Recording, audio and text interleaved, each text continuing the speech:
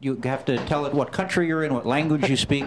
Then it says, put the old iPad next to the new iPad, and one of the iPads displays a moving pattern of dots, and you capture that on the other iPad, and then they're buddies. And then over 30 minutes or so, it does a restore of the old iPad on the new one. It's about 97% perfect. It lost a couple of credentials for apps. I can live with that. I had to update a couple of apps. I can live with that. The annoyance right now is that I had the old iPad set up to give me a set of notifications from various apps. And the new iPad is giving me almost none of them. And because I have the two iPads, I've put them side by side, and I've compared the settings, the permissions of the apps that I'm concerned with. I've looked at the overall settings of the iPad. Can't find a difference. I went into the Apple Store last week, and I thought I could get a walk-in Genius appointment. They were busy, but one of the staffers put the two iPads next to each other, compared the settings, and he said, the settings look right. I don't understand why you're not getting the notifications. So now I have an appointment next week with an official Genius at the Genius Bar to maybe give me a better answer, but I figured maybe the collective geniosity here might be able to save me a trip to the Apple Store and tell me why I'm not getting all my notifications. Well, did you go to general notifications, and the ones are on for the ones you want to see, and you're not getting notifications? Right, right. I've done a comparison of where I get them and where I don't get them, and I'm good at details like that, and so is the person presumably at the Apple Store, and he said, these all look right. I don't understand why. So now there's at least two of us that don't understand, me and the guy at the Apple Store. Did you under settings, not under general, there's notifications, right? At the top level? Yes. Yeah, okay. and I'm getting some notifications. And if you pick notifications under settings, like he's got, and then you should get a list of all your apps, or at least all the ones that can provide notification. Yep. It is my belief that you unfortunately will have to go through every app by app, and set the notifications on. I've done that. Okay. And they're not working? Some are, a few are, and one that I just logged onto last night and established credentials, I'm getting notifications from that. So the difference is some apps, a few apps give me the notifications. New York Times and some others that go through the day sometimes are very busy giving a lot of notifications. I can see them on the old iPad, not on the new one. Is the old iPad and the new iPad running the same iOS? Absolutely. Okay, and both. What you could do to try to troubleshoot or narrow this down a little bit, find an app that's not working, that's not giving the notifications. Pick one app to start with. Go to that app, double check the notifications, make sure all the little switches are over to the right. The little green dot or the green section is showing. You can I've done that. The one I picked was the New York Times, because that's the busiest one that I've got, and I put them side by side. I put the two. No, wait. Let me finish.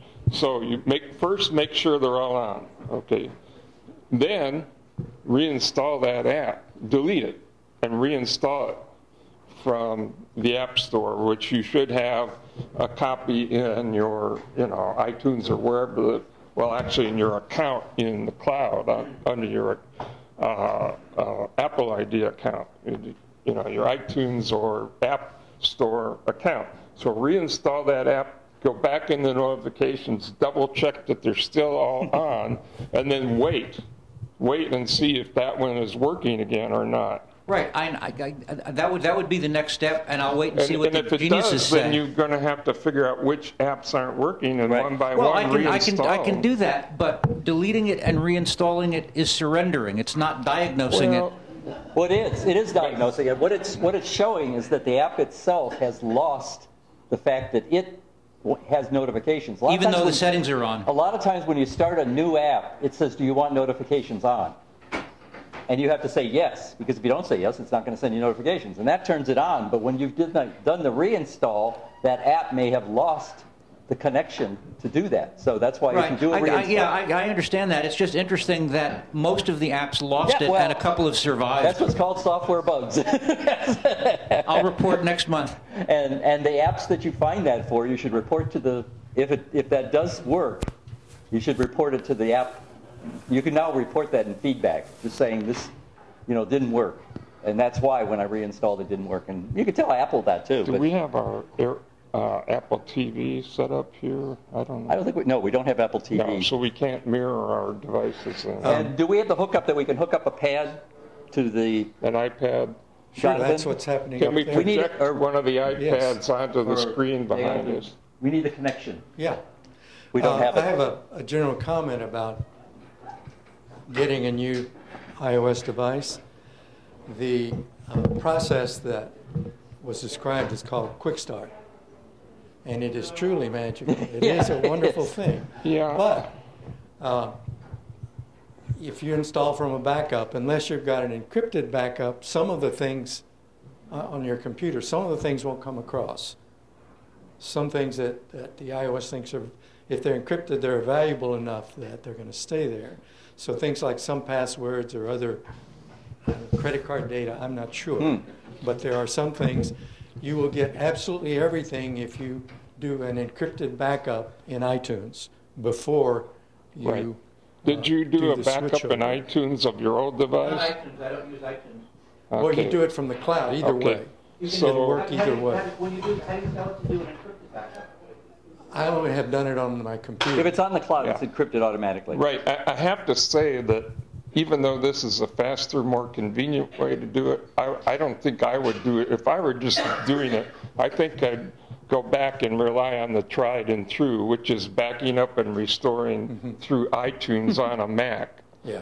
Well, with a cable, okay, with a USB. I'm not going to buy a Mac to install iTunes. No, you Right, can do it right. on a Well, PC yeah, if you without. don't have a Mac already, But- you're stuck. Yeah, your best solution the next time is to back up to the cloud and have that as an Well, alternative. I did. I Oh. backed up to the cloud. Okay. And it did restore Yeah. from the cloud. But it's the fact that the automatic restore somehow The- didn't. So did you do a restore, or I thought you did this quick thing instead? He did. Well, the quick thing I think involves a restore because it's obviously bringing down the backup. Yeah, it's, I mean, I watched. but it's not the same as you going in and saying, restore my iPad or my Well, iPhone. we Telling don't. me it was yeah. I think. restored. I think it's not the same. I've done it a couple of times, and it sure looks like that to me. Now, one thing to realize is it does not move your applications and music. Anything you've bought doesn't literally move over to the new device. It gets re-downloaded because it already belongs to you. So it's that more like- process is going to take a while. It's more like reinstalling the apps as opposed to copying them from the old Yes. device. Yes. Yes. So it brings them, and it may But- take an hour or more. You'll see the icons loading, Yeah. but it'll take a while for that to happen. But they're rem- coming okay, down from the one cloud. thing you need to realize is that the apps that are in the cloud under your account, your App Store app, that's just the app. The settings and the data are local to the device, and those don't come down when you reinstall an app. They're reinitialized, or they're already there. If you delete the app, it deletes the settings, but if you reinstall them from somewhere else, they can come in. Otherwise, you get a fresh set of settings when you reinstall the app, because when you uninstall it or delete it, it deletes all the settings and data along with it. So, but yeah, in the future, and it's probably too late to help you now, unfortunately, but in the, I'll be doing the same thing. Having bought the new iPad, now my wife is going to inherit Right. my current What? one iPad, which I'll set up for her even Yeah. older iPad. I would suggest if you don't own any Macs, Right. Yeah. okay, Why so. would I have a Mac? I have Windows. Next, all right, so here's the next best thing. Use a friend's or relative's iMac. No. No, it's going through a normal. Well, why he's do going you through the s- procedure that should work. Well, it should, but Well- it's I don't think it's, frankly, Apple has been rolling out stuff lately without adequate testing, in my opinion, and this is probably an example of that. This was about a 97% perfect Yeah. installation. Yeah, And I compare it somewhat pleasantly to the task of setting up a new Windows machine. Right. Yes. Yeah. So, So here's what I recommend in the future now. Go to a friend or relative's iMac or come in. no, what part of I'm not going to do it on the Mac is not clear. Right. Why are you opposed to using a Mac temporarily just to move your stuff from an old to a new device? Yeah. Because it's far more trouble than it's worth. Okay, You well can then, talk to him afterwards. Yeah. All right. Next question. Yes, this goes back to syncing iPads and trying to move stuff around. iPads are usually pretty good when it comes to videos if it's something that you shot with your camera or video that you recorded with your iPad or video that you brought in probably for FaceTime. I don't use FaceTime, so whatever types of stuff if you use their products. And it's good for storing if you buy stuff off the Apple site.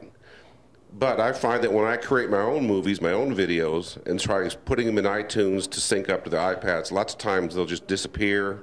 If I try to restore, those don't come back if I'm not careful. The other day I thought I had them all on there. What it was doing was pointing to my computer, which was downstairs, and so I thought I had them all back on my iPad until the computer went to sleep downstairs, and then all of a sudden they all disappeared again. So I don't know if there's any special tips or techniques if people do their own videos to put them on iPads to show to people.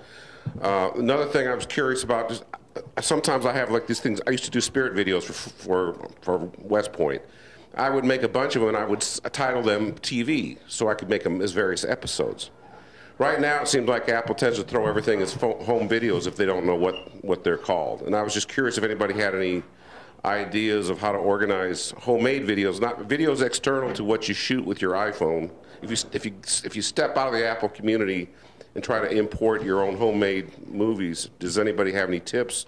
Have any experienced any similar problems with syncing? First of all, what are you doing to make the video in the first place? Are you using the camera in an iPhone or iPad? Or No, I'm not. That's what I'm talking about. I have an HD camera. I shoot the stuff. Okay. I Separate camera play with it similar in to one Final of Cut these. Pro. I'll save it as a made for Apple TV. I'll set it to use Apple TV resolutions, for example, to make a copy of that resolution. So you have a camera similar to one of these here in the Right. room, separate from your devices. Right. You make a video, and then where do you import it to a Mac? Yeah, I put it into iTunes, iTunes. which should Okay, sync well, you with should- my iPad. And yet, every time I get a new iPad or whatever, that stuff, it doesn't go up to the cloud. You should it's not probably, like, see, that's probably your mistake. You should probably first import it into a video editing program, and the one that everybody has is iMovie. well, Apple makes Final Cut Pro, and I use Final Cut Pro. Well, if you happen to have Final Cut Pro, it's kind of expensive if you don't use it much, but either Final Cut Pro if you have it, or iMovie if you don't have Final Cut. Bring it into one of those programs and make sure when you save it out that you put it in a file format that you know is going to work. And then take that movie, which is now in the library for that app, that program, and make a copy and put that copy into iTunes, and then you'll be able to play except it it and see fails. it on Like your it says, other it devices. works. It And works if till I something- restore or sync, then yeah, it doesn't if work. something happens to the copy in iTunes, it's just a copy. You can still go back to iMovie or Final Cut. I know, but I don't want things to happen to I it in the don't first know place. if there's a way to just put a movie, if you can put a movie into iTunes and have it, be saved or uploaded to the cloud backed up to the cloud or whatever. I don't know. It should be available. It should work. But yes, what you're doing is you really have to execute a lot of diligence like you have to make sure that it's there. Because, Apple is doing some strange things. I had some experience with that this weekend with photos. So Next question, I guess. Yeah. I was just going to suggest that John. you really should do the iMovie thing. Just bring it into iMovie Okay, who because is that device is actually on your pad or your phone. And trying to Final Cut and then bring it into iTunes. just grab it as a file and bring it 'Cause into iMovie and then Remember that just like iTunes has a library, which is mainly for music, although it's supposed to store videos too, and it does, or it should. Just like that, iTunes has a library, so do the video programs. iMovie has its own library, Final Cut has its own library, and it keeps that stuff separate from whatever's in iTunes. So if you then go into iMovie or Final Cut and copy out a video, a movie, and put that copy into iTunes, you've got now 2 copies of it. So, you know, that's a safer way to proceed. But don't also remember that you've also got, I hope, you've got Time Machine running on your Mac side, so you could always... You're missing the point. I'm losing the synchronization. I've got multiple copies of all this stuff. Yeah, it's just not getting... I don't want to put it in there initially, but over time, if I restore or sync, they drop out if they're not part of the Apple. If they were brought in with an iPhone or whatever.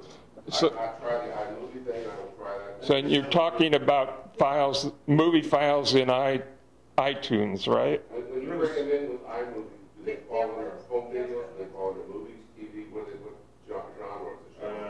Home video, I think. Dale. Dale. Yeah. In Final Cut, there is a setting to copy all of your clips into the Final Cut library when you're importing them, rather than leaving them where they happen to be. I do all that. Okay. It's not a production of the video.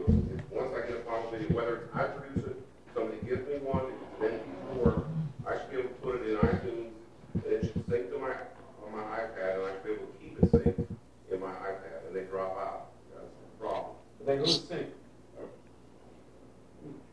What did we move it into iMovie? So files are, so if I hear you right, some of your video files are, homemade video files are mysteriously disappearing out of iTunes, even though you know they... Not out of iTunes, they're not going into the iPad. They're not getting to the pads, to the mobile device. Ah. They stay in iTunes. But I walk out the door, and then all of a sudden I don't have a movie I thought I had on there that I saved. Yeah. Could I suggest maybe you guys can follow this up during the... Yes, Okay. I think we need to research that one a little bit more. Okay, I think so too. Next question, who is next? Yes. This is just an annoying problem. It's turned up on both my phone and my iPad, possibly on my laptop too. I don't do a lot of messaging and texting, but I do some. And all of a sudden, it's showing that I still have 2 messages, and I don't. They're empty. You know, I've cleared everything out, and yet the icon shows that I still have 2 messages in the messages section. And that shows up that way on the iPad and on my iPhone. And I want to know how to get rid of them, or why that would happen, that these, that they persist. When you, okay, messages you're saying. Yes. In the Messages app, the one I that mean, you use? the icon at the bottom of the screen or on the screen of the iPhone shows that there are 2 messages and there are no messages. Oh. Why don't they go away? Why? That's a good question. And you're saying you don't have any... I don't have any messages showing when I open it. No names or... No, nothing. Yeah. And yet the number 2 is still stuck on the iPhone. Probably Lost the count. reinstall. No, well... Reinstall the Messages app. I don't know if you can get rid of it though, because it's an Apple app. But. Okay, next question. We're getting... Token now. Yeah. My question is No, I don't think another you can. synchronization question. I've got dozens of small PDFs, cooking recipes, manuals for pieces of electronic equipment, that sort of thing. And I normally put them in Dropbox so that they're available on all my devices. Right. Now, we travel a lot, and we travel to areas where there is no connectivity. And so what I do is I know that I have to bring them all down onto the iPad into Dropbox, or into the local Dropbox file. Right. And I do that, and that works fine. But mysteriously, they seem to, after a period of time, disappear. Now, is this the operating system deciding to sweep up? We're having a lot of mystery. I think you and this guy back here should be talking to one another. I have a suggestion. I put all my PDFs in iBook, and they're in all my devices all the time. Yeah, Yeah. and I've done that with some things. Yeah. So it's the easy way, just drag them up and drop So 'em. Yeah. it sounds like maybe something isn't syncing because you don't have an internet connection maybe or some. So you put the files in Dropbox, the PDFs, Right. and you see them there. I see them there, and maybe if I put them in on my Mac, I then bring them down on my iPad, okay? I know you have to bring them down one time. Well, when you say, whoa, stop, Where do you put back them? up, no, stop right there. When you say bring them down, be specific. What are you doing? Okay, what I'll find is I'll open Dropbox on here, and I'll see all my files, okay? And some of them I hit them and they'll open immediately. But is that while you're on an internet connection? No, this can be not on an internet. Not on, it's, Those okay. are down. But I'll look at some that got a little cloud next to them and they have to be brought down again. Okay. Oh, and yeah. I don't know, unless Dropbox is trying to save space or That's something. what I did. I can, Do you know the answer? in the break, Use Dropbox? I use it. I use it, but I don't use it, store but my I've things never seen locally. that. I do the same things. I usually bring them into iBooks if I want a PDF. Oh, that's a good point. He made that point too. So I'm not sure, but again, I think it's the same thing with the pointers, that it thinks it's got it, but when it's got internet access, it uses that, and it really isn't on your device. A related thing, and Jonathan, this is for you. This is an extended Q&A answer. Not the answer is not for you, but the fact that I'm extending it is for you. But for everybody, if you use, how many here use Dropbox? First of all, a lot of people. Okay, and I love it too. It's free as long as you don't go over a certain limit, and it's a fairly high limit, at least the way I use it. The problem with Dropbox is, it's in a way, it's not quite Mac-like, because if you take a file from, let's say, your Mac desktop and drag it into Dropbox, you have not copied that file, you've moved it into Dropbox. Yeah.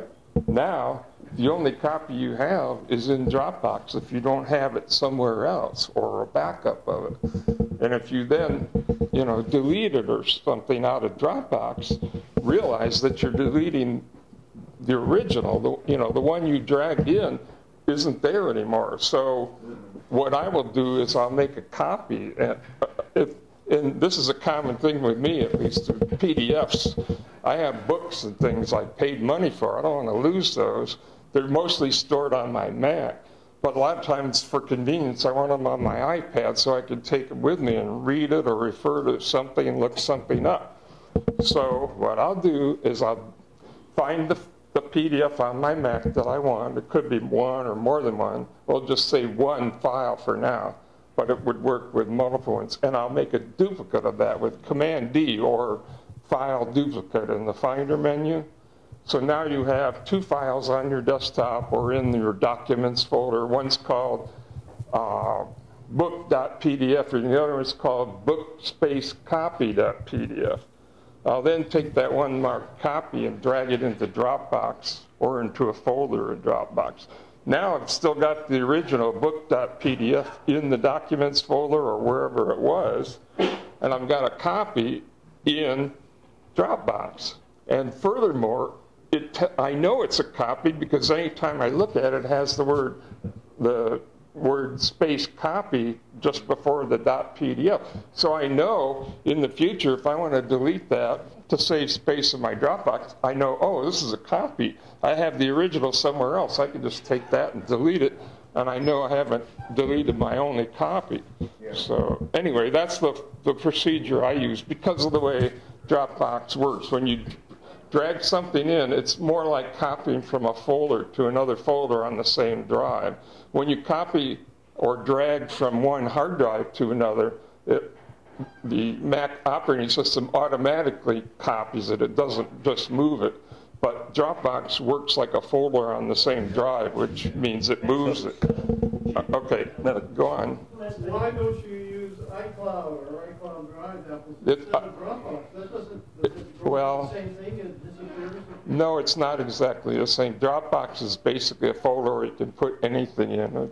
Tell them how iCloud is different. Why do you have to You know more about that, probably. Why go through all that stuff Yeah, well, that's kind of, you know, the problem we're having is Apple is, I think, creating it. Well, it didn't create its own problem. It's created its own. It wants people to buy iCloud, but really an answer is that iCloud really does function for all of this, and it does work, but it does cost you more money to store the stuff. Yes, we got another. With Dropbox, if you drag something into Dropbox, you're essentially moving it to the cloud.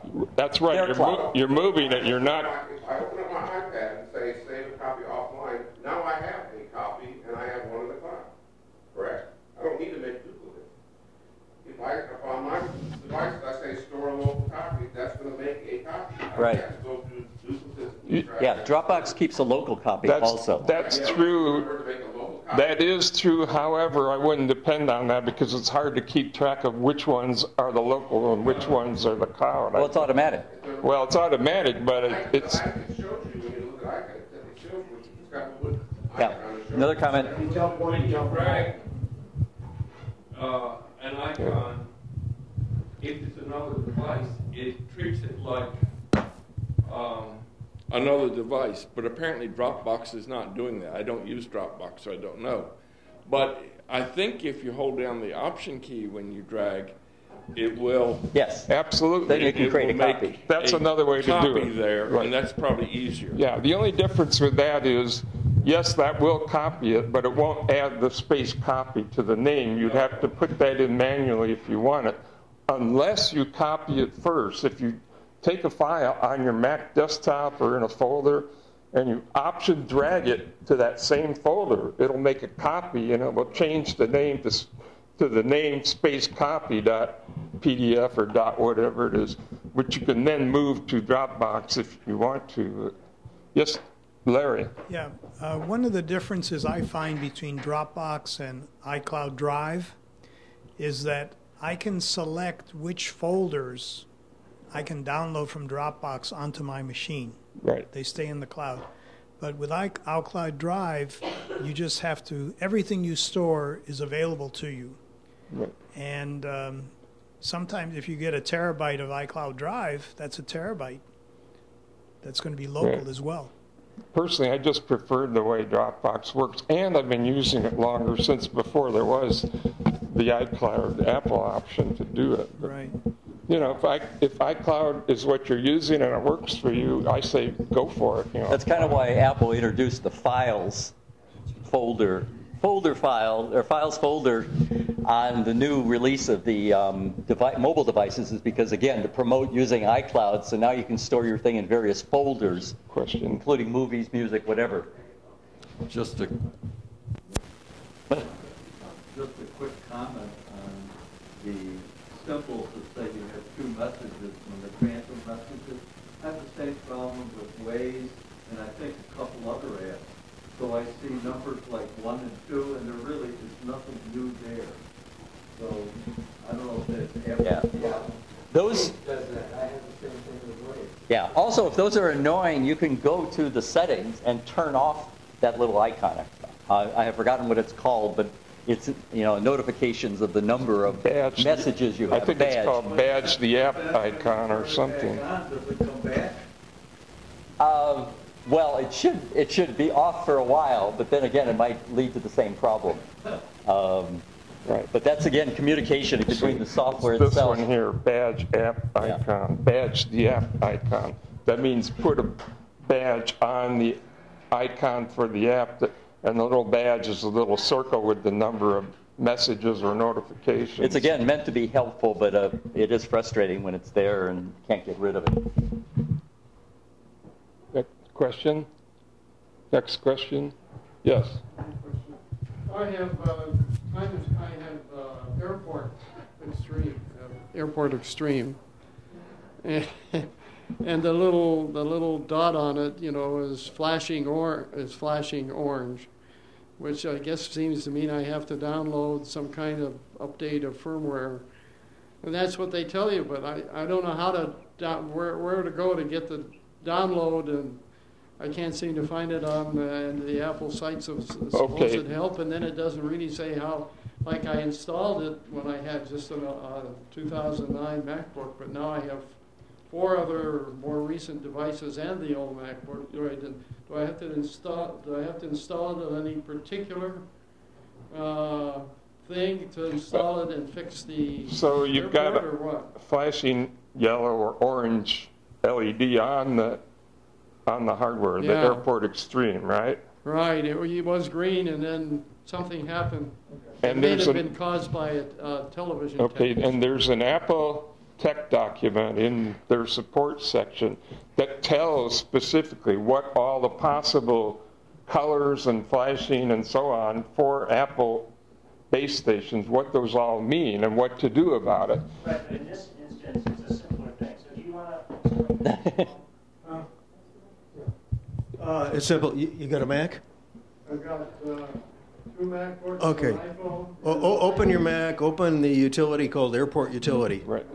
In Airport Utility, it will show the flashing orange light, and it'll tell you what to do with it. Just click on a little button. If an update is available. Yeah. If it, yes, and the thing, so for all airport base stations since the very first one, the way you administer or change settings for an airport base station, and this also goes for time capsules, the way you do that is through the Airport Utility on a Mac. Yeah, but it doesn't show any option that works. And if it just needs, if it needs a firmware upgrade, for example, you'll see it in Airport Utility for that base station. There's nothing that shows that says that. Okay. But the upgrade is only on the hardware device. It's not on your Macs. Yeah, but how do you get it onto your device? I just did this a few days ago. I got a new airport. And in setting it up, the light flashed. The flashing light, I've only got one Mac, so it could be a problem with which Mac is connected to this thing. They're all connected to the wireless network that operates all of that. Okay, your topology is different than mine. My Mac is connected by Ethernet to my airport. Okay, well, This is the document he needs to look at. All the LEDs. Send it to him afterward. I had an airport that Flashing amber. Apple replaced it. When I got it home, there was a flashing light, and there was a software update to the device. And there was a little button to push in Airport Utility on my Mac. Your Mac is apparently not the Mac that you were using for Airport Utility is apparently not talking to that device. I don't, you know. So I have to use the one I installed when I first installed the airport on my old 2009. Well, I don't know that that's the answer. No, you don't have to use the same Mac to administer the base station, but you do have to use Airport Utility on a Mac. You may have to have an Ethernet connection. I know with my Verizon. I don't know that you have to have an Ethernet connection. Maybe when you're first setting it up, you might sometimes. Most routers have got an option somewhere down when you're setting them up was allow this device to be administered wirelessly, and most people turn that off. Right. That's a security thing, sort of. Yeah. But yeah, when you first set one up, I think you do have to start out with an Ethernet cable. But after that, Problem. Where should I go to find an answer? okay. Find the Apple. The Apple is the answer is an Apple support document number HT 202211. HT 202211, 6-digit number. If you go to Apple's support site and plug that number into the search box, you should find it. And it'll tell you all the lights, and there's another document that links off of that for flashing amber. It says click here to learn more. You should do that in your case, and it'll tell you all the things that might cause flashing amber and what to do about them. And connect to that utility from each of the Macs that you have, just to make sure that it doesn't need updating. You want to read that number one? Well, can we post anything on the screen? See, that's the thing. We don't have any way to. We don't have any way to get anything on the screen. So. I should have connected my Mac. Yeah. What? I can't hear. Yeah, we'll email. could- we can we could do it actually after. post this. Send the either link. by announce message or on the PIE's Facebook group, or so we Yeah, will. I'll send the link to Jonathan, who will send it to everybody. Yeah, I wanted to actually to add a couple of details. Ken Goldman sends everyone greetings. And I don't know if he's still on, but can we give Ken a big round of applause? Ken says one thing to remember about Dropbox is that if there's anybody here who thinks they might like to use it, ask their neighbor if they're already using it. Because if you invite someone to join Dropbox, both of you get a bump up in the free space. Right. The second point about Dropbox is this is an application and a function that you want to have a good, robust password for, because Dropbox is one of the things that all the phishing and target phishing that is sent tries to attack. The last point that Ken raised is, does anyone subscribe to Office 365? So the people who subscribe to that also get OneNote storage, and OneNote also mounts as a folder on the Mac, and so that is yet another cloud repository that one can use. There are several of them. There's another one called just Box, B-O-X, similar to Dropbox. And I haven't used that, but some people like it, I guess. But, okay. Other questions? One more. Yeah.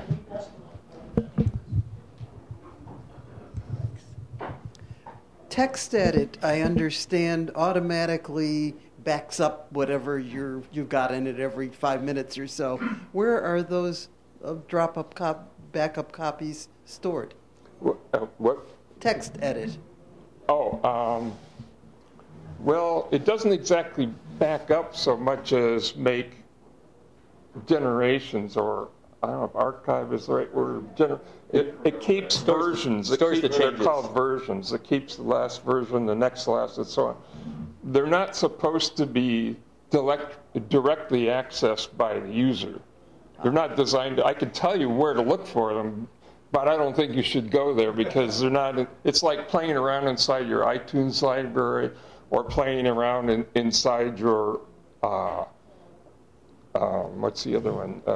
iPhoto or Photos library. You're liable to break something. Okay?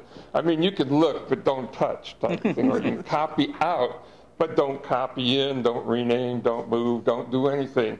So rather than tell you that, I'll tell. If I wish we had, do we have a Mac I can use on the screen up there? Sure.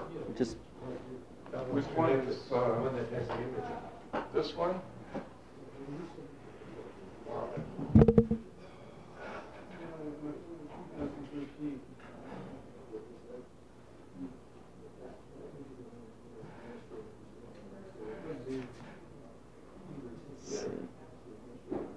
What are you trying to do?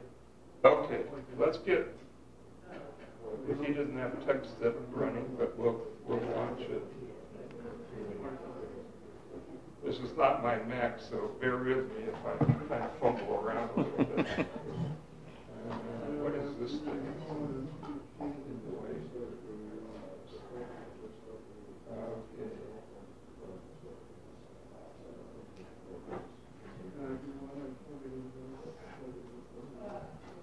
I don't know if you can see, I'm just putting some garbage text in there.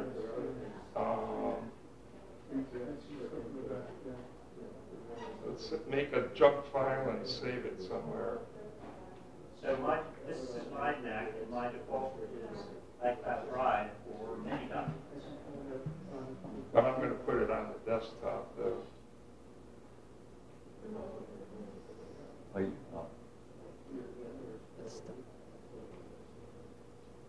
All right, now we have a file. It's out here. You see it on the desktop there, scratch.rtf. It's way off to the side there.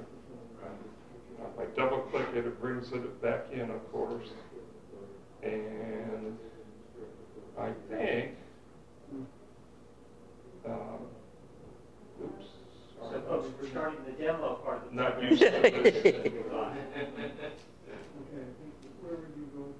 Everybody's keyboard and mouse is set up a little differently, especially the mouse part.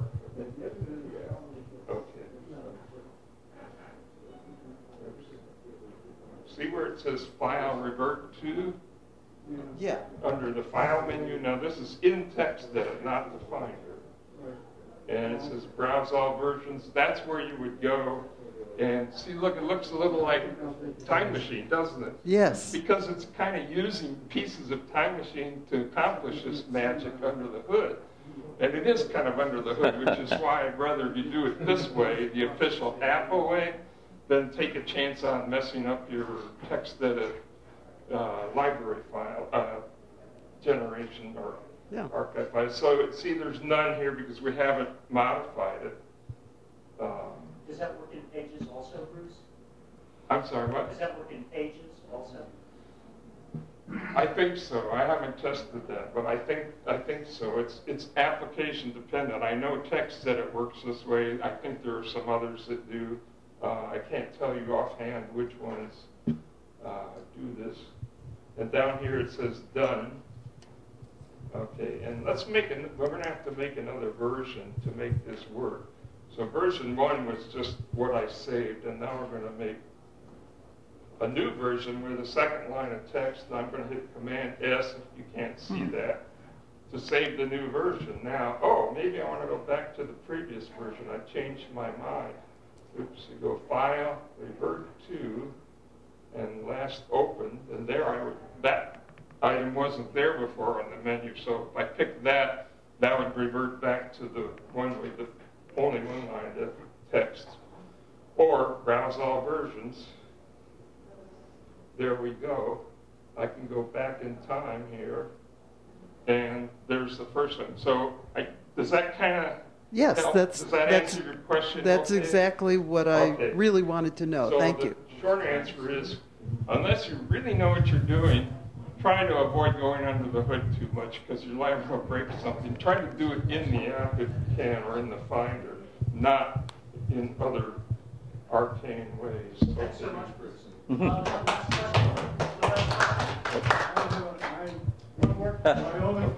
Jim, you have the last word. One last question. Okay.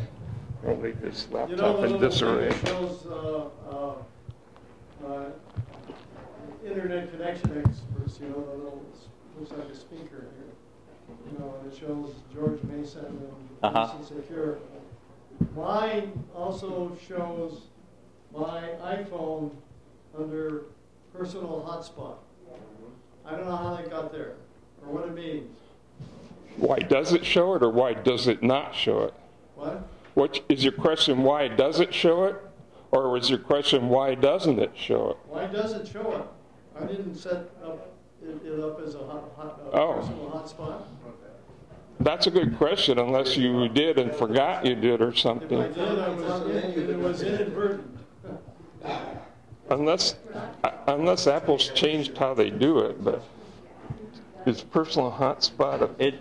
I just clicked on it. It's not on by default, but it might show nearby devices, especially. It does. Well, it's giving you the option that you can use your phone for the Wi-Fi instead, because the phone has enabled that for you now, or depending on your provider.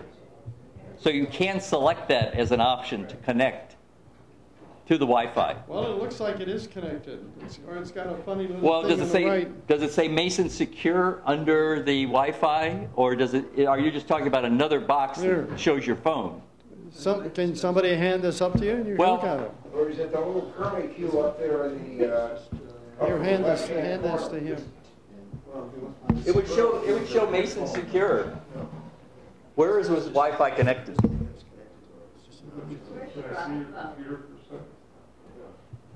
It is an option that they've enabled because, I mean, that's what my pad is showing. So it's just... Just go to settings and turn it off. If you need it. If you don't need it, just ignore it. Yeah.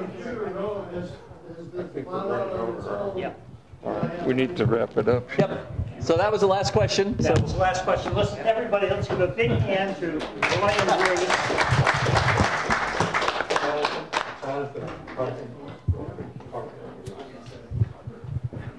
I can get to that. So the first thing, welcome everyone. So I first wanted to ask, is anybody a new member who's come today? I'm not new, but how do I get a name tag? Actually, Brent is usually the president of name tags, but in his absence, I will take care of that. So shoot me an email. Okay, got it. Thanks.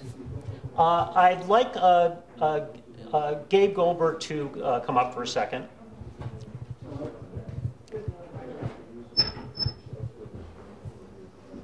And does everyone see that Gabe has his name tag?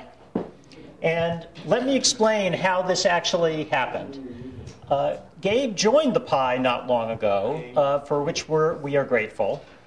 Hit the mark. Oh, that mark. Yes.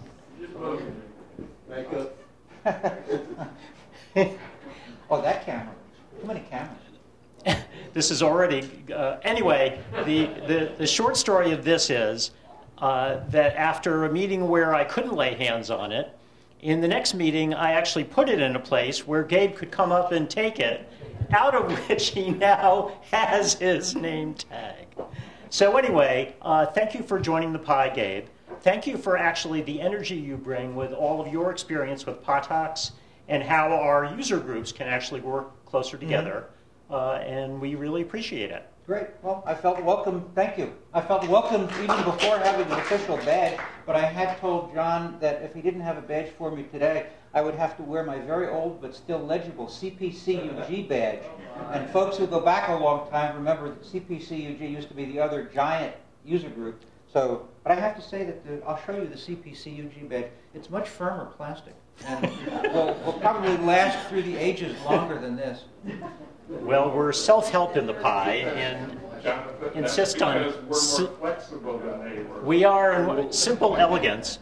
Oh, I also wanted to tell the very quick story that, as I said, Ken Gross was watching on YouTube, and when the subject came up that it was just ungodly for Gabe not to have a Mac of some kind, and due respect to you, Bruce, I don't know if any of you remember that when Ken came to the Pi, he was a civilian employee of the Navy and always was in a Windows environment and had recently changed to Mac.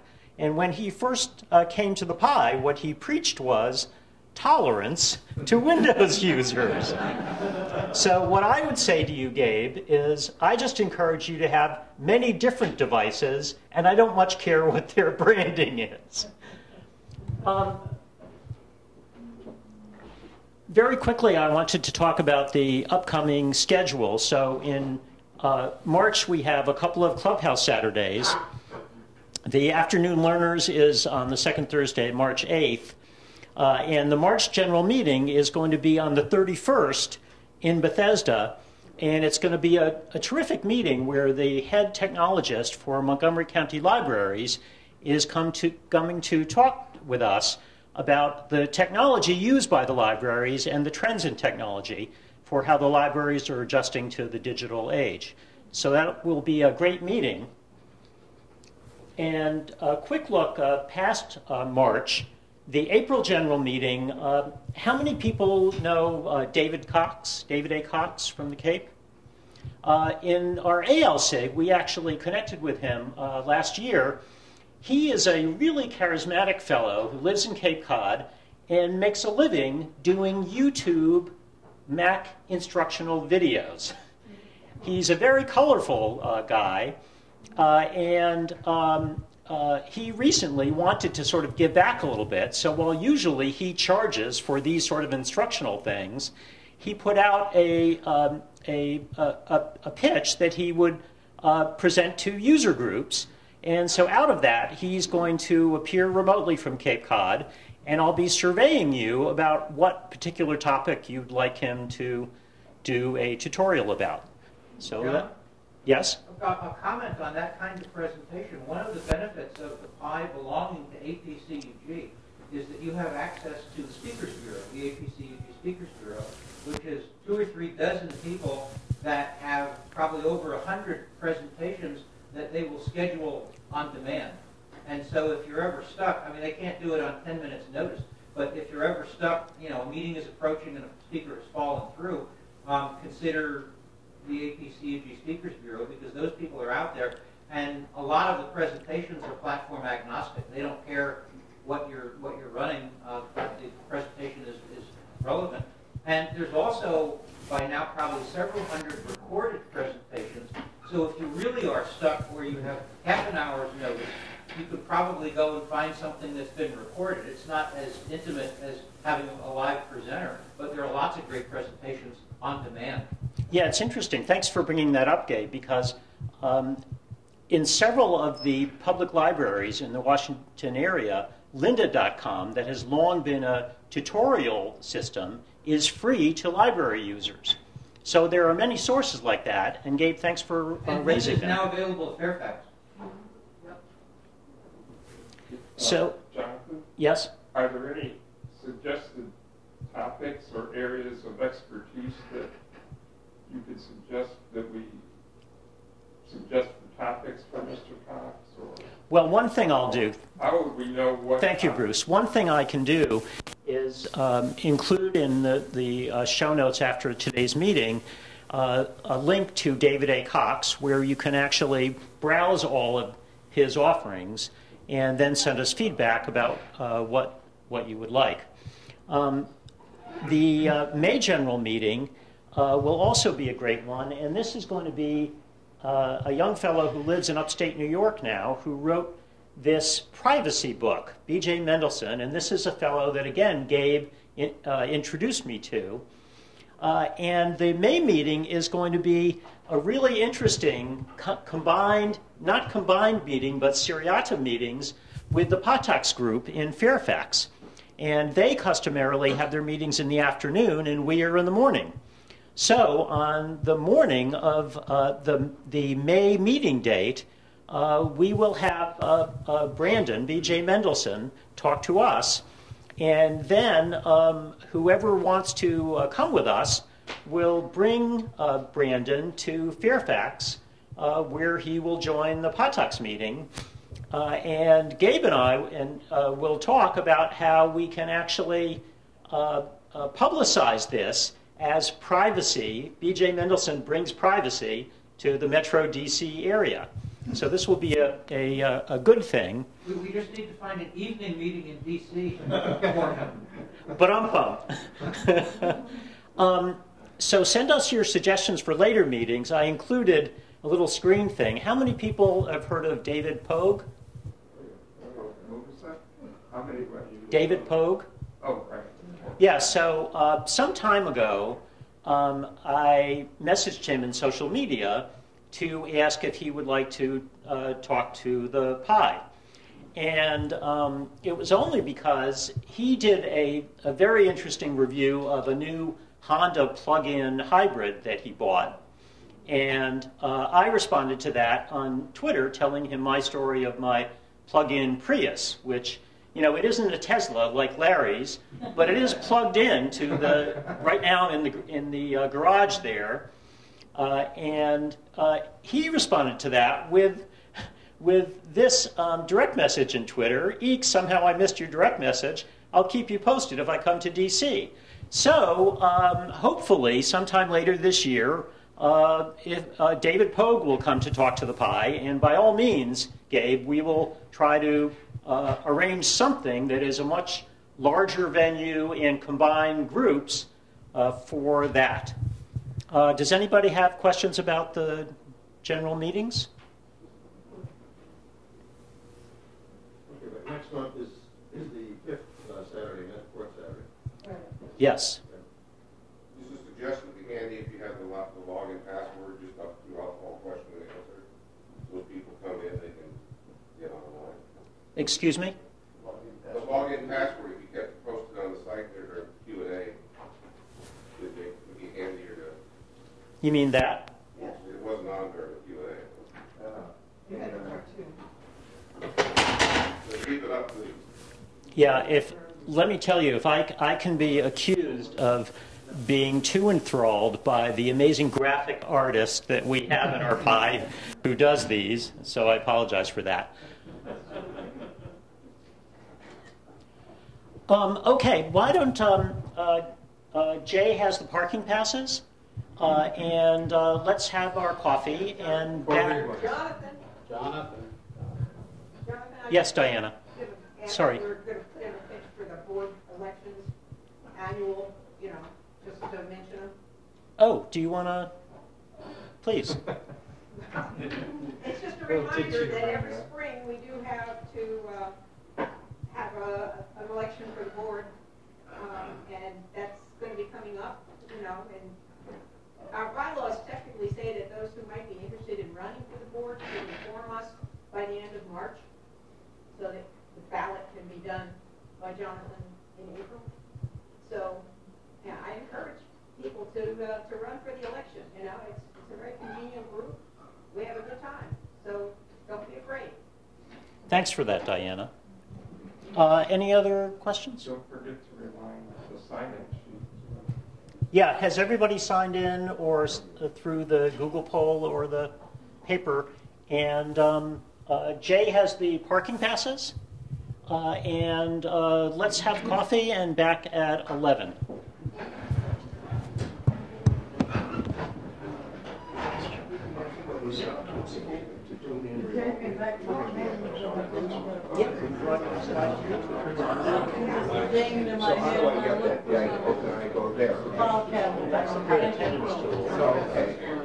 Are you on Facebook? Yeah. So, the Pies Facebook page.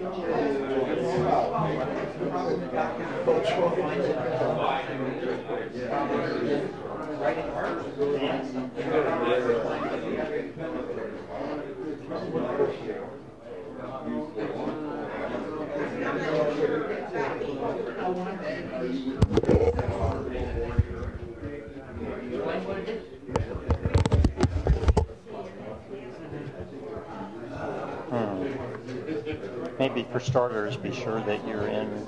Are you in your Facebook page? You are. Yeah, I am.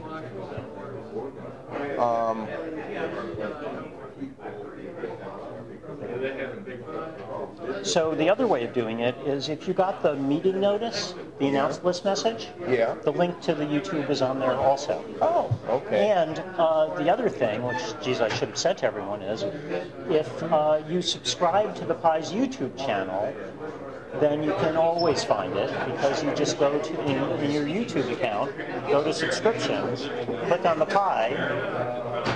Okay, that's great. Because I wanted to hear that one about libraries because, both Kathy and I use Zinio and RB Digital to get magazines. And they've shifted things around, and, we've got accounts in Virginia. You can have accounts at any number of libraries. So we both have accounts in Arlington and Fairfax and Loudoun. And they all have different passwords, and it's kind of wow. Well, all I can say is that, what that leads me to. Are you guys using a password manager? Yes. I've got 380. Do you use LastPass? No, I use that one password, and I love it. I've used it for years. So doesn't that keep you let you keep things straight? It does. Because let me make a suggestion. Yeah. You can set up tags in one password. Yeah. So set up a tag for libraries. Good point. Get all the libraries together. Sure. Okay, thank you. Did you know that David Pope plays the piano beautifully and has some of the cutest songs in the world? Well, that's why I played his videos. His sister lives in Bethesda, and she's on a cooking group that I Terry Pope. No kidding. I think it's his sister. So the next time you interact with her, if he has to come up with an excuse for him to come to that area so he can talk. I've never met her in person. I also understand her husband is a complete audiophile. Spends all his extra money on. Have you ever had the pleasure of seeing David Pope? No. Oh, that's something never to be missed. I remember seeing him at Macworld one time. Well, that's one of the complications of time machine. Anyway, that's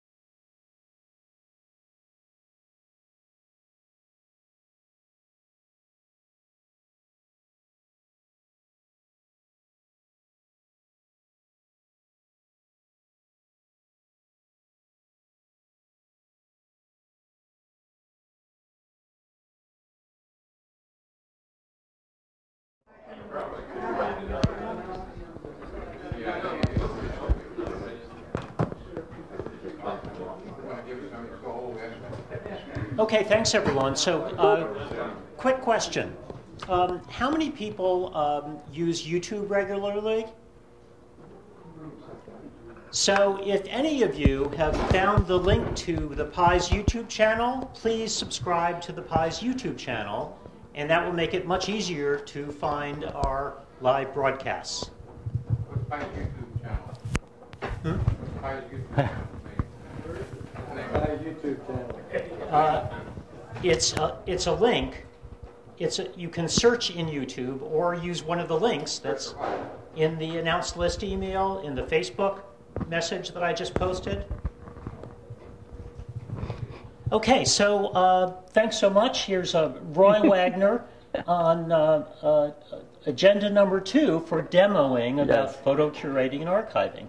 Thanks, Roy. Oh, I have the mic here, so we don't need that unless we have some questions that come up. Probably best to try to let me get through the presentation before asking any questions, although if something urgent comes up, just raise your hand like you have to leave the room or something. I could stop the demo. What I did this time is I experimented with QuickTime. QuickTime has an option in which you can record your screen. So I've recorded the demo, and that way I know it's correct. The only thing I have to do is I didn't put any vocal commentary to it, so I have to remember what I recorded. And so we'll go through the video, and you'll be able to see, because we had technical difficulties last time at the meeting, we couldn't really physically show how you curate a photo. So this is an example of coming back from a vacation, and you and anybody, in this case my spouse, took some pictures.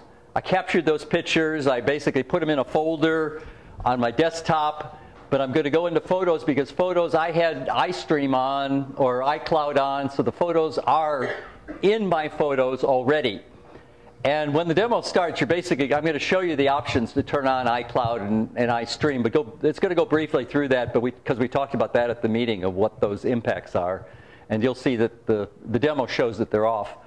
But that's typically how the photos in an environment with a Mac desktop would get to your home computers. They would get to it from the iCloud or iStream being turned on.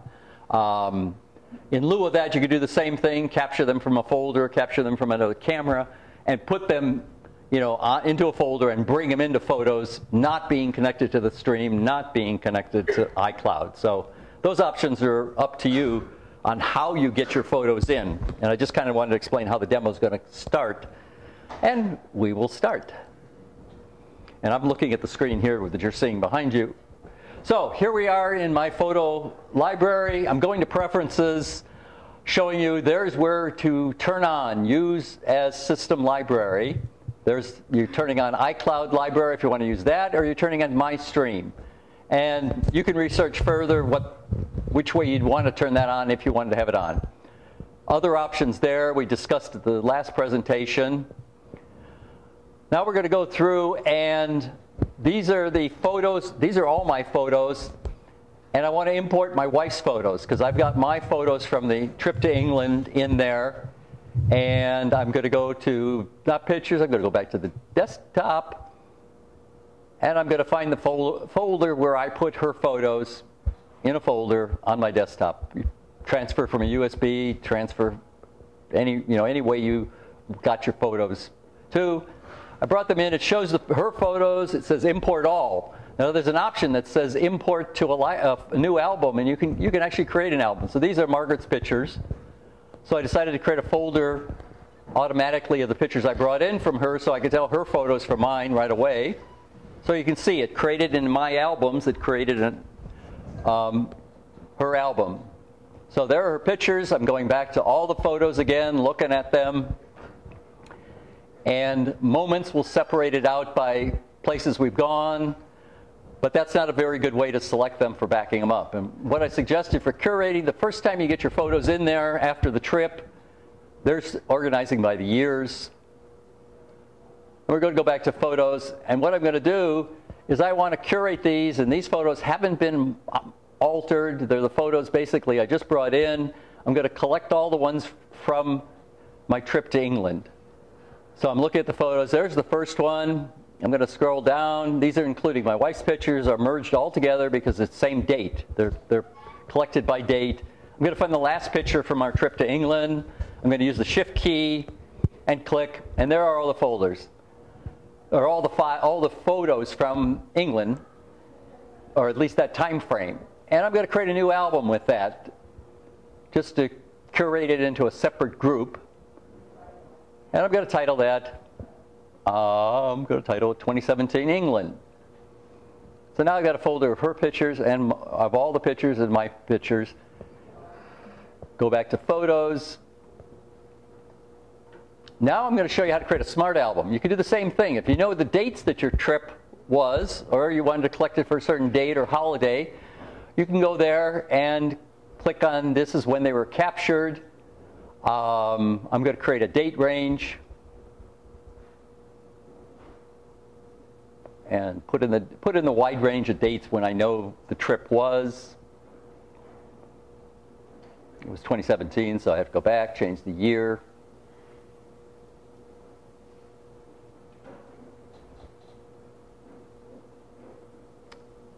And that looks correct. Got 33 photos. I'm going to say OK. And that creates a smart album. You can give smart album a title. So there's a title for the smart album. Say OK. And you'll notice over in my photos again, it added our England trip. So now I've got two separate albums of the trip. They're both the same. They should be the same. There might be different date ranges. We're going to show kind of an example of changing a date later. Here now I've gone to the folder for our trip. And what I want to do is these again, photos have not been changed. I'm going to back them up. This is like getting negatives from your camera. So there's two ways. You can back them up unmodified, or the top one is export them modified. So I'm going to do them unmodified. I'm creating them with a sequential. There's various ways you can use the title if you have them, names that you've given the photos. There's a, you have to type that in. That was all preset there, so I'm going to call this our photos. If you do subfolders, it'll create subfolders based on the areas you've gone and things like that, the moments. So you can have that on or off. I'd prefer not to, because I'm collecting just all the photos. You find a location to put those photos. So I'm creating a new folder to put these original photos.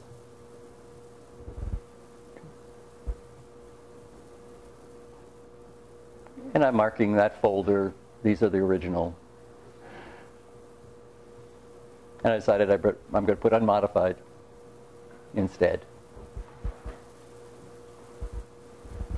Create that folder. Now that's blank. Export the originals. And so basically that has exported, and it says they're done. It's exported those 33 photos to an album. And now I can go and start modifying these photos from the trip. And we'll see what we're going to do here.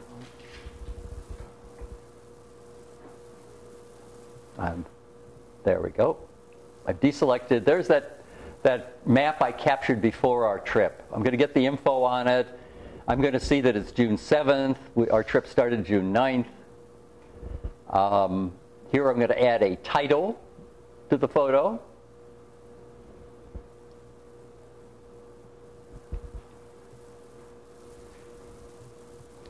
And a lot of times, if I don't have anything fancy for the description and I want a description, I'll often just cut and paste what I put for the title. But you can put other information there. So there I've said map of England. Now I could add keywords too. And we're going to talk a little about keywords. We're going to have a post. Once we get through all this, we're going to show some things about keywords. I happen to have keyword vacation, so it automatically popped up as soon as I started typing vacation. There's no location for that map, so you can click on location, and you can put zip codes in. You can put in addresses. In this case, I picked England because it's just a general. I said, okay, now it's got a map tied to it, a location tied to that photo.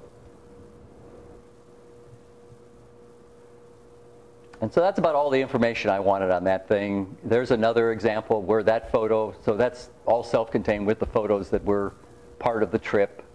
It's showing locations. There's all of them selected. It shows all the locations. Now here what I've done is I've selected all the rest of the photos, and I said I'm just going to give them a generic title. And maybe I'll go through and modify that, but just to be quick on it, I'll give them a generic title. I'll copy that. I'll add that as the description. I'll go down here, put that in as vacation. And now I've done that for all the photos that I've gotten for this trip. And I might go through and add more details or on each picture and all that, but this at least gets that information all thrown together with the photos.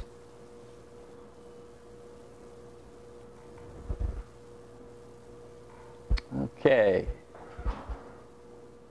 Click away. Panoramas. There's not media types, so you'll see lots of things in that media types folder, but I don't have a lot of media type stuff. But there again, I noticed the date and say, oh yeah, the trip started on the 9th. So I'm going back to this one. Now, when you do change a date, this can be tricky because it changes it based on you can select a group of photos, but it changes it relative to the first photo. So you got to be real cautious. You either do it individually or know that it's going to change it, but only relative. See, and also on the map, you can move over the dot of where the location was. You can adjust that. But at the dates, it'll do it relative to the first one. So that can be tricky. But if you used a camera and you forgot to set if you use a different type of camera, not a phone or something that's setting by Wi-Fi, or a camera that's not setting date and time by Wi-Fi. We had various trips where my wife and my phone were in different time zones. So when I got back, I really had to change one of our times to the real time.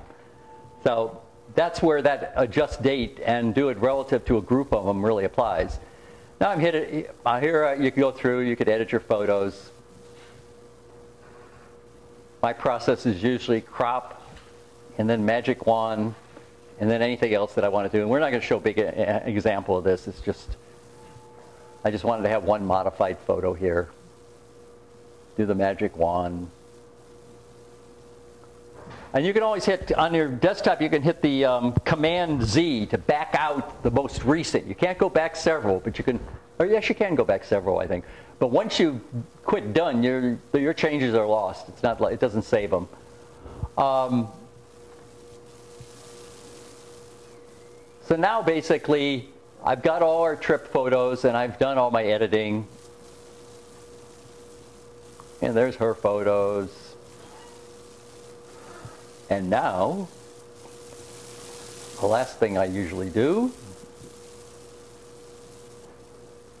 Oh, yeah, I'm going to delete a photo. Now watch this. See, now I'm deleting this photo. I'm in a folder and I'm deleting this folder. But I realized now I was going to go back to photos and show you that, no, it's still here. But then I discovered, no, it's not still here. So I actually made a mistake when I recorded this thing, so we'll have to go back. So if you delete it, keep in mind of how you're deleting it, that the photo is gone. I could go back. I'm going to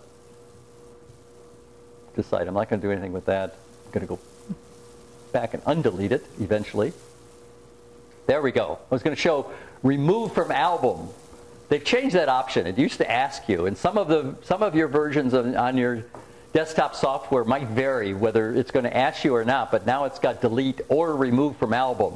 Remove from album will only remove it from the album, not from another album. It'll only remove it, and it won't remove it from the desktop or from your photos in general. So be cautious of that one about deleting, because it doesn't warn you. I mean, it's obvious. It says delete the photo, and it does delete the photo. Export. Now, I've got my photos all changed and everything like that. The trip's all ready. I haven't produced any slideshows or anything, but I got all my photos. And before I reduce them down in my library to clear iCloud space and things like that, because they're being stored in the iCloud, I go here and create another file, backup file. Now I can use titles, names, an album with a number on it, use the album name, and then it'll put sequential numbers. I'm going to put it in another, pretty much the same type of thing, a sequential naming for the trip. Pretty much like I did the originals, really basically the same way.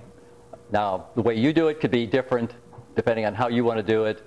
Photo kind, you can download them as JPEGs or TIFFs or PNGs. That's using the same album. I said, no, I don't want to put them in the same way, even though they had a different name. Create a new folder and put them in that folder.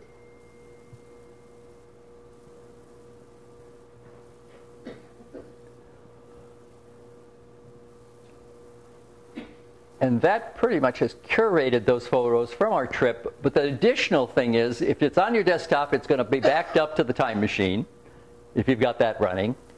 It's also, then you want to put it on maybe an external drive that you only connect for backups, USB stick. I usually burn a DVD of both of them, depending on how many photos I have. I burn a CD of it, or a DVD, whatever. Just so I have, again, you want to have multiple backups in case they're lost. And again, the advice is if these photos are really important, you want to have one of those backups stored remotely, stored at a friend's house, stored someplace else. So that is curating a photo. I'm going to go through keywords, but I can address any questions on this. Did anybody have any questions? Yes? So, my eyes aren't what they used to be, but it looks like you used the export function twice there. Yeah. In both cases, you are, in fact, exporting out photos into a separate album that is on your desktop, independent of what's inside the photos. Yes. So there's no additional photos being added to the photos itself. No, no additional there. So if you wanted to, let's say you made a lot of changes to something, you could export it, not being the original, and then drag it right back into photos. Now you have a version to revert from if you had to, but you also have final versions. Well, I don't think your modified and your originals are still in photos. They're still in the state that you could go to an old one and say revert to original, or it would have your modified. So you wouldn't want to, you didn't need to bring them in again. And possibly if you bring them in again, they're, depending on how they've adjusted the software, you may create duplicates. And you don't want to do that because cleaning up duplicates is a real problem.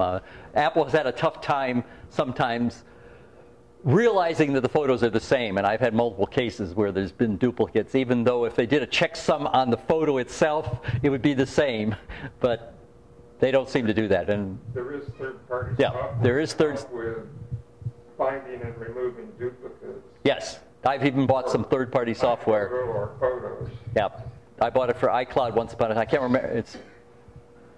can't remember what the name of it, but Photo library managers. yeah. But there are various software that you can buy to get rid of duplicates, and I did it for iPhoto, and there have been updates for Photos itself. Any other questions about, yes? If you use burst mode on an iPhone, yes. you get multiple pictures.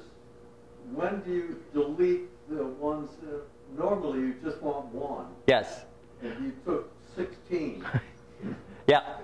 When do you delete those, and will the duplicate photos delete or tell you that you've got 16 similar? Well, it won't tell you you're similar. If you've taken a burst mode, the cloud will transfer those photos. Matter of fact, there's an option in the phone of whether you want to transfer the photos, burst mode photos to photos. But if it's transferred them, if you said you've got that on, burst mode is where it takes a real quick bunch of pictures. So you've got a whole number of pictures. If you go into Photos and edit that photo, it will show all the pictures. And basically, it'll allow you to selectively say, oh, I like that picture, and I like this picture. And it's great if it's an activity where you want to catch something at a given moment. And when you snap it, it really isn't a very good picture, but a little later in the line, there's some good pictures in burst mode. So you can pick which ones you want to keep, and then you say OK, and those will become separate photos. And the same goes for live photos. If you've turned on live mode, that will go into Photos also and be live, and you can pick an individual image there. If you duplicate it, it'll say, do you want to keep one of them? Or it'll convert it to a static photo. or you can go through it and pick the best one that's in the 3-second range.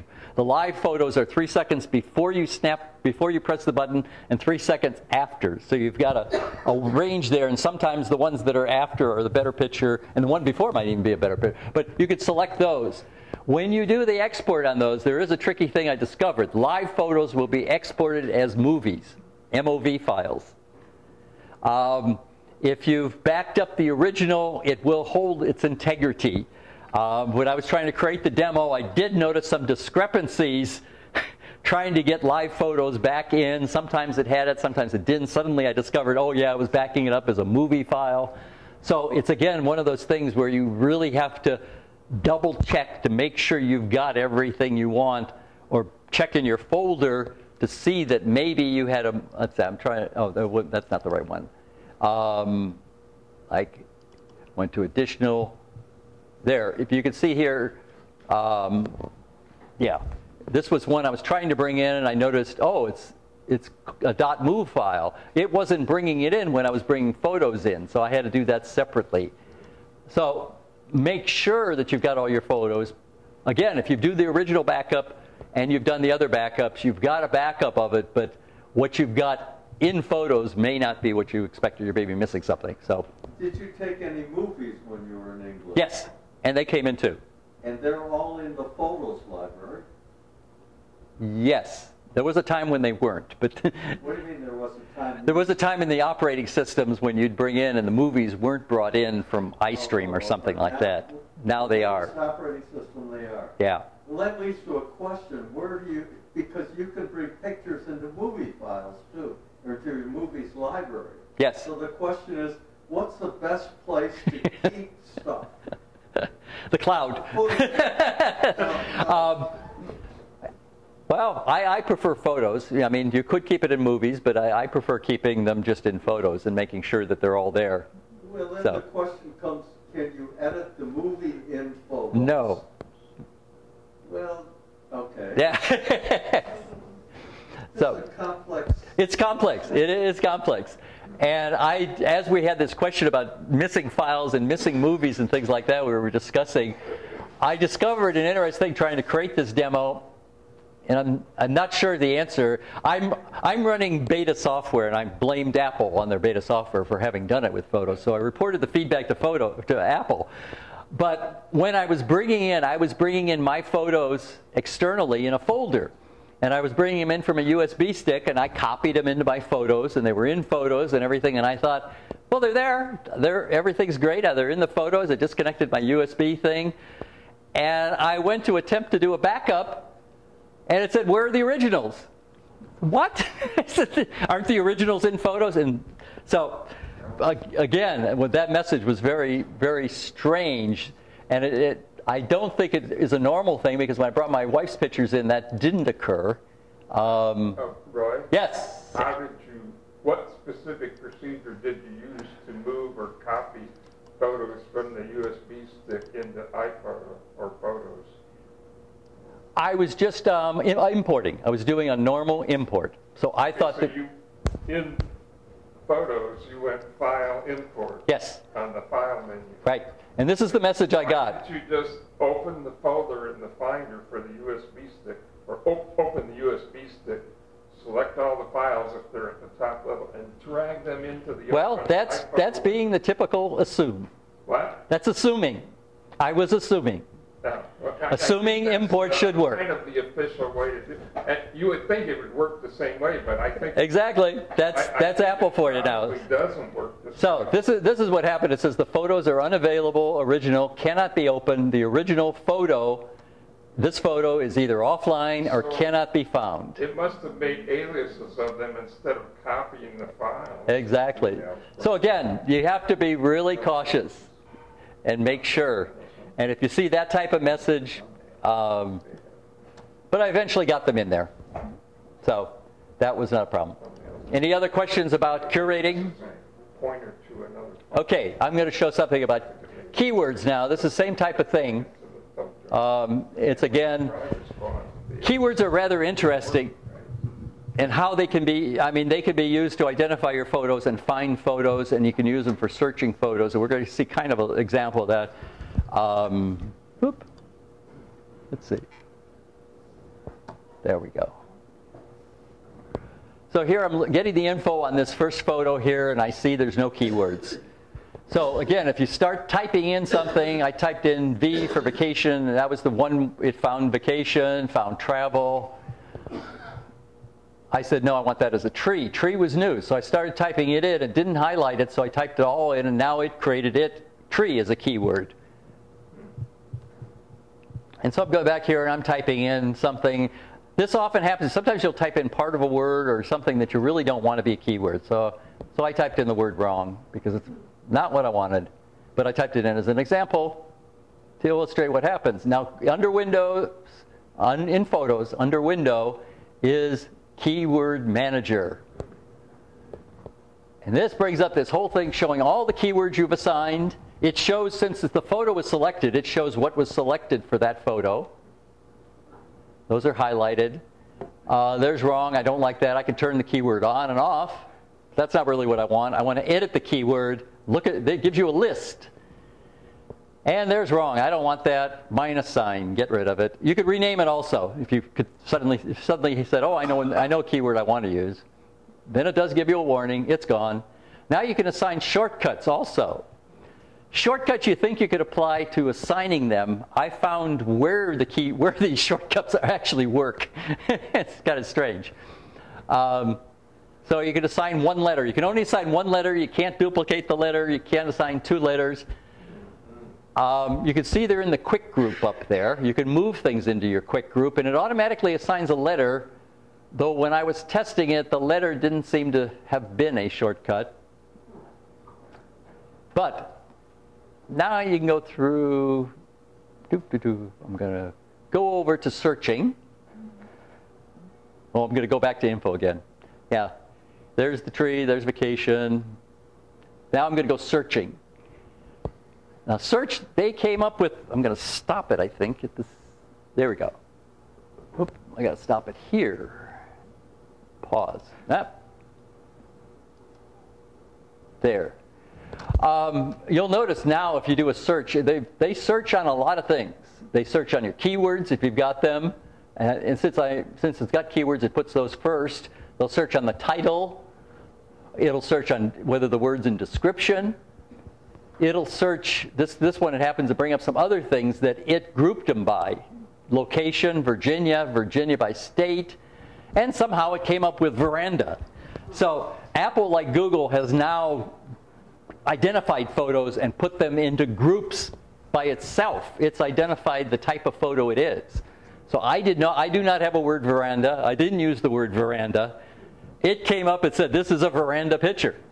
So, Roy, can you search for dogs in that field and see what happens? I'm in the video still, so okay. We'll keep the video going. So I found vacation. There's all the vacation pictures. I'm going back up here.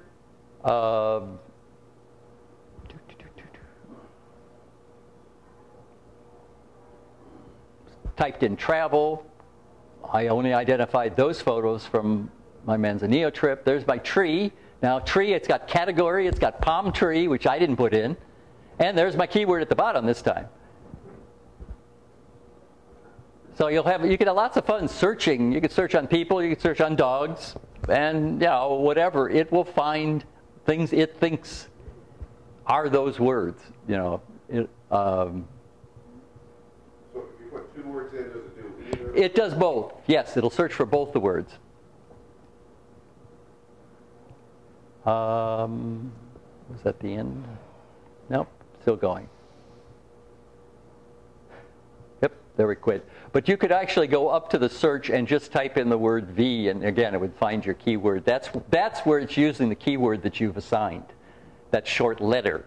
All you have to do is type in V, it seemed. And maybe that'd be clarified. Maybe there's another clarification on how it uses that keyword. Let's see, did I still have this? Yeah. So if I go here and type in dog as requested, it finds no results, no dogs. If I type in tree, there's that palm tree again. I don't know. It's a slideshow.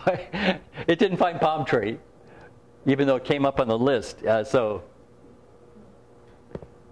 travel, and this is T. So I don't know what that picture it's showing. Category palm tree. Oh, there it is. It found palm tree. I don't know why it didn't before. So it found a picture that it had a palm tree in. But I didn't identify that. Apple did that on their own and somehow tied that to my pictures. It'd be interesting to see all the things that they search on. You can probably find it someplace, but I didn't look for that. So, any other questions on keywords or photo curating? Yes? Do you use the facial recognition? Do I use facial recognition? I don't. Whoop, there were no people in that photo, but if I go here, no people. Oh. Let's see, scanning occurs when you're not using the app and your Mac is connected to power. That's interesting. Photo scans of your library to create people album in familiar faces with when enough photos are found. Yes, I don't have a lot of photos, but it's got places. It's got imports which show all. This is kind of interesting. They used to have something recently imported. You used to keep just one block of what you recently imported. And I used to have to remember when I brought in my photos, if I wanted a Margaret's photo, before they introduced the option, I had to go to my recent imports and create a smart album, or not a smart album, but an album that were my wife's pictures or something else. I had to do it. But now on imports, it basically imports it shows you date and time. So these I imported on, February, but at 2 p.m. Here were photos I imported at another time.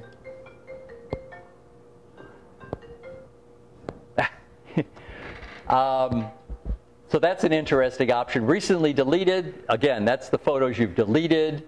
It will keep those it'll tell you here how many days. It's going to keep this photo for 29 days. And most of these are all recent ones, so if you worked on a project, if you created a slideshow, it'll show that as a project. Has your albums. This little gear thing shows that it's a smart album. A smart album, you could edit that smart album if you had some reason to change it. As we talked about at the last meeting, one thing for your homework assignment is to select this option and look at all the fascinating things that it can show you. I was kind of fascinated doing this at our Saturday clubhouse because the bottom thing is the most fascinating. It's got aperture settings. So you go to aperture, and it'll show the two apertures that these pictures happen to be taken in. Camera model. This isn't too, well, there's a lot of pictures there. Okay. So it shows the cameras that the pictures were taken. This was taken with a Canon.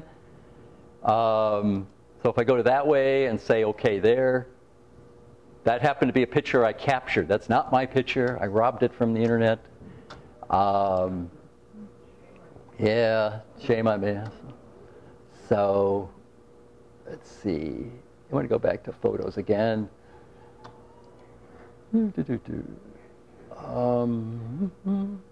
Oh, smart again. Let's go back to smart. Here we go. I found it fascinating. Here's pictures that you've taken with a flash. The flash did fire or the flash did not fire. Yes, Larry. I was wondering if you have any experience with creating an album you're going to share in iCloud. I've created an album and then just put it on share and tried to share it, but no, I've done that, and then like a family share. You can create a share album for family. I was going to show you a few more things, like focal length is kind of interesting too, because focal length, it's great when you got a lot of photos. This doesn't have a lot of photos, but it's fascinating if you look at your old library and it's got several thousand photos. ISO setting, tech terms, whether the picture was taken at ISO 25 or ISO 2500. 2500, I guess, is for dark, right? In a dark photo or something like that. Doesn't have any. Okay, that wasn't a very good choice there. What's the distinction between an album and a smart album? A smart album, you're choosing all this criteria. Again, lens. So that shows the lens of whether it was taken by the front camera or the back camera. And the last one is shutter speed. So, but it's a fascinating thing to explore your own photos. But Smart is using this. It's picking criteria and creating it based on that SMART criteria. And the other one is you've pre-selected, cancel. You've gone here and you've selected the photos you want by highlighting them, and then all you've done is gone up here and say that you want to create an album. So it'll include all the ones you selected. And you don't need to have any selected to create an album. You can create a new album, and it'll just create that album. And then once you've got that album, you can go over here and pick pictures. Oh, I have to show everybody this video camera here. So, but if you have something you want to include in a folder, like I could say, oh, I want to move this over to Margaret's folder, and now it's in Margaret's folder. So our album. So that's another way you can add them to the album, is by doing it that way. This was kind of a nice picture, interesting one I captured too. But whoop. So, any other questions? Yes. Is there any place all this technique you've shown us is in writing? I don't know.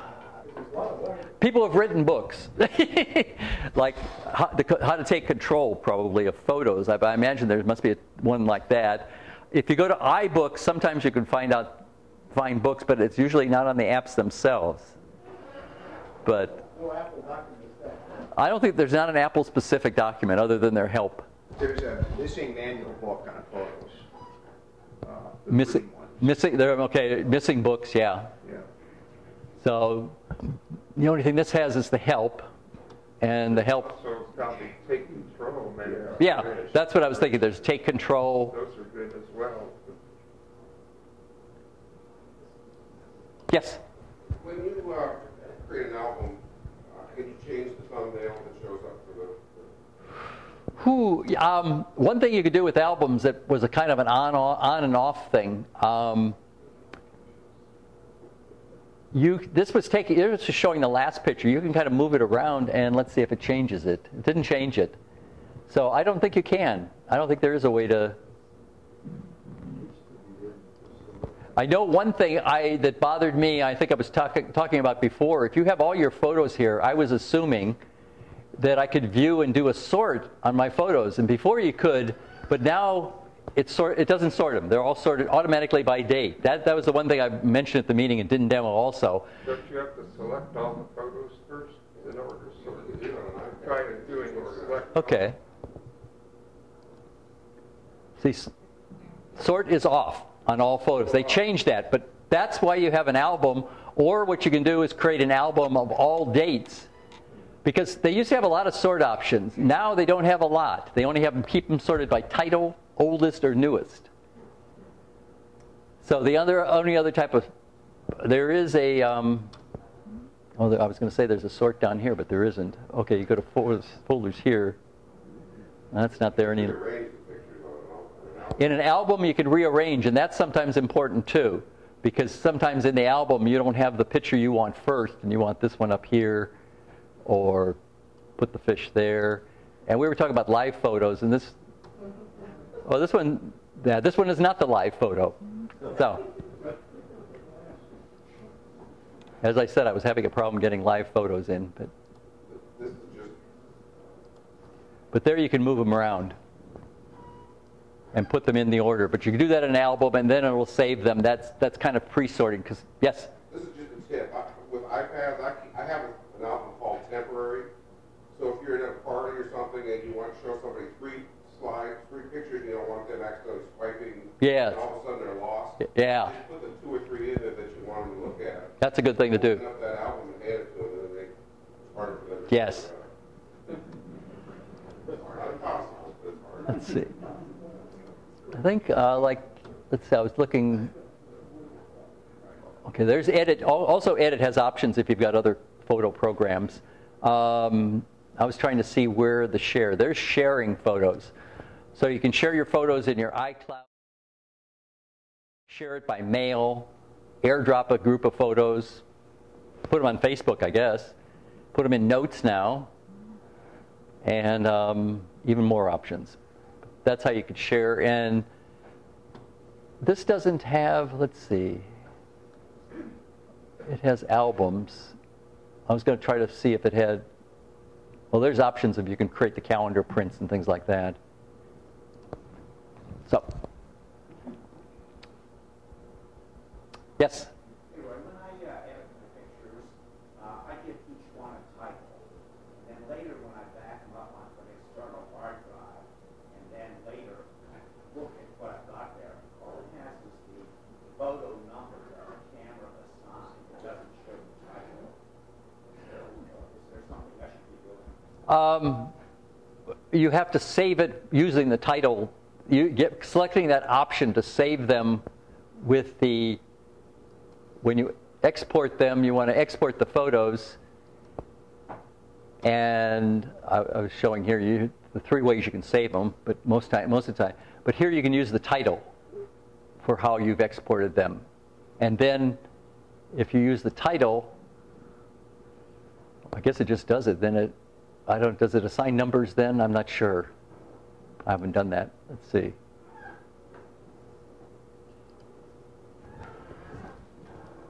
Temp. Export.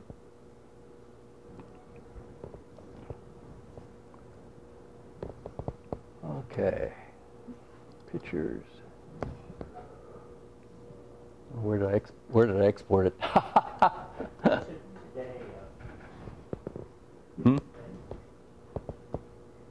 I don't know where it put the pictures. I wasn't paying attention. Spotlight search on the 10th. Yeah. Or go back to where you did, where you saved it, and it will remember the last location. You can go like you're going to save it a second time. Oh, that's right. It was, here we go. There it is. There it is.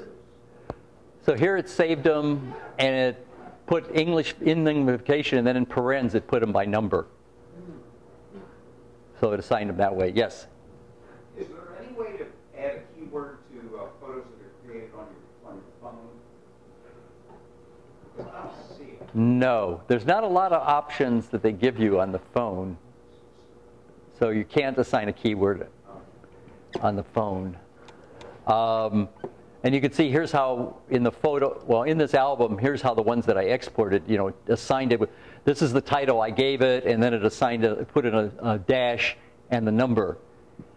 And sometimes if that creates a sort option, one technique I found is like I'll go in here and you can do, I don't know whether you've seen the new rename capabilities, but I'll rename the items, and basically I have space dash space, and I want to add a 0 to it, so I'll say rename that text to rename, and it puts a 0 in front of them. And so that way, if you have these things with numbers sorting wrong, you can add zeros and modify and rename your photos. So that helps. Or if you don't want blanks, if there's some reason to want blanks, you can use the rename option to do that too. The rename option is pretty powerful now of basically replacing text, adding text. I'm not sure what formatting is, but it's formatting.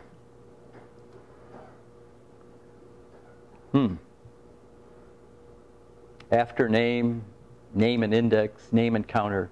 So lots of options. Apple just keeps adding capabilities. Yes? Can your smart folder find stuff that's not in another folder, another album? Can it find anything that's... Yes. A smart will find, well, you go to your photos. If you're in your photos, the smart album can be, you want to go to your photos, and the smart album is based on all your photos. Right, but if you store them in places, you just want to see, you want to just only see the ones that are still floating around out there, haven't been categorized. If you pick the right criteria, yeah. It depends on the criteria. As long as they're in your photos album, and you pick the criteria, it doesn't matter whether you've assigned any keywords or anything to them. Not assigning keywords, put it in an album.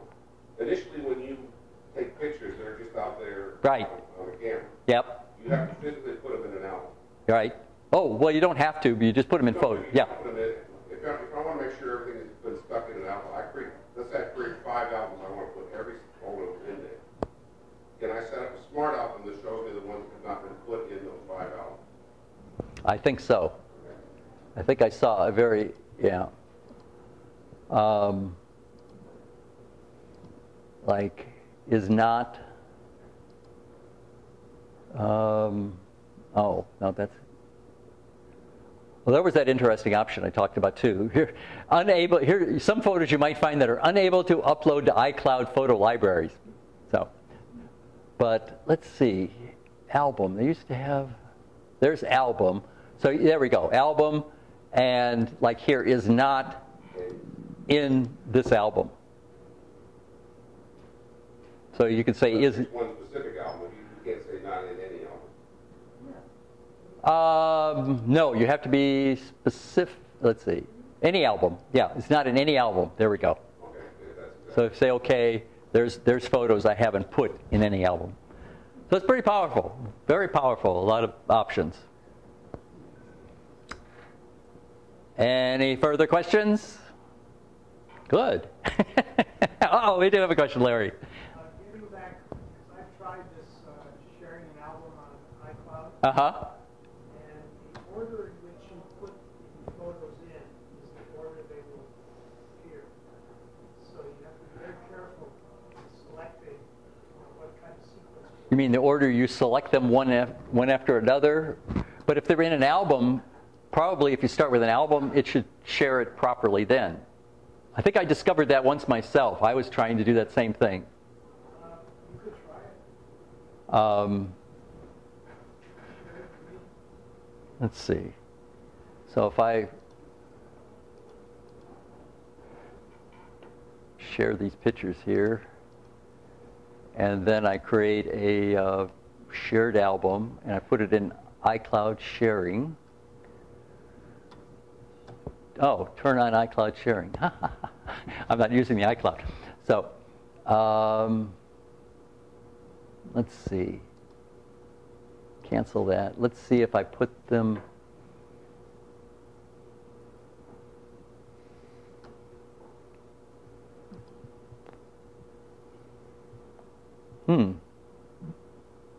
I guess I could email it to. Oh, I could email it. That would probably be a better option. Go back here.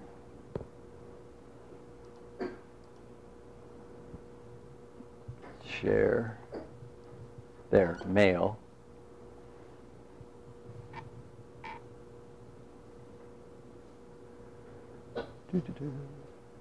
What's it doing? Well, it didn't create a mail. It just went into mail. Oh, there it is.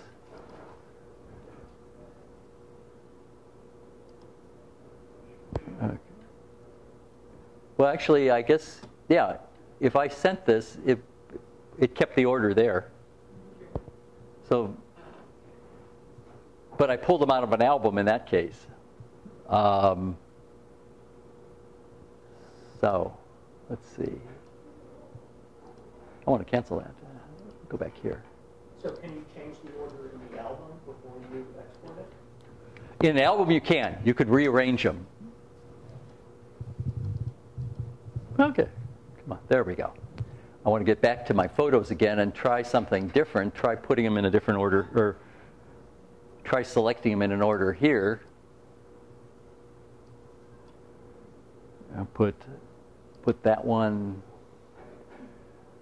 this one,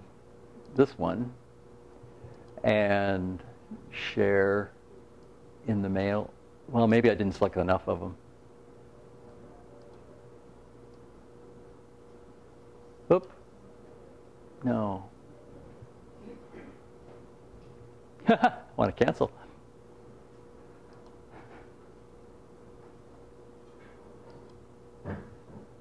Don't save. I'm not sure. But I had discovered that once upon a time that, yeah, when I tried to pick them, that it didn't have them in order, and it was very frustrating because I kept putting them in order in the folders. I think that was a mistake that they had with their folders at one time, that even if you rearranged them, it didn't send them out in the order they were in the folder. It sent them out in some other order. Yeah, I think it may have been date of origin, because I used to have that problem all the time. Date of origin? Yeah. Okay. There was some criteria. It was embedded in the original file. Yeah. Apple's they keep working on it. It keeps getting more and more options and better and better, but there are little things that don't work at times when you expect them to work, like importing the photos. But so, is that it? I think we're set. Yes, big hand for Roy Wagner. So the folks who have asked me for name tags, have a look through these on the table on your way out to be sure that we don't have one for you already. And thanks so much for coming today. This was great. Good job. Thank you.